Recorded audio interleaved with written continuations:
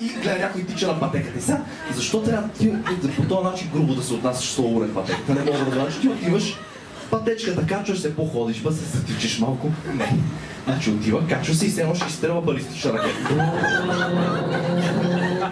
45 градуса. И тръгва. Почва се, тресе се цялата пътека, фитнеса влиза в резонанс. Следвате, че през Нью Йорк, разбирате такова.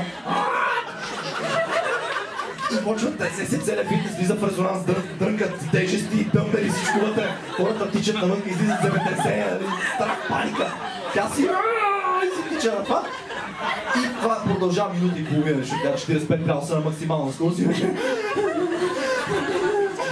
Слезна и тук вече мокро петло отпред, слиза от това. Това е много трудно за мен, ще правя нещо друго.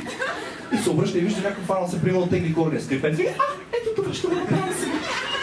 И отива сега. И хваща тук, примерно, стопере на 50 кг и тя го търпва от 50 кг и го слага на 5. Защото това е като за нея, тя е финна. И се хваща микробус и го яде. Замерва роботите с микробуса. Бие ги скоро. И отива, хваща се за лоста. И като го дръпне, като си сребри през глава,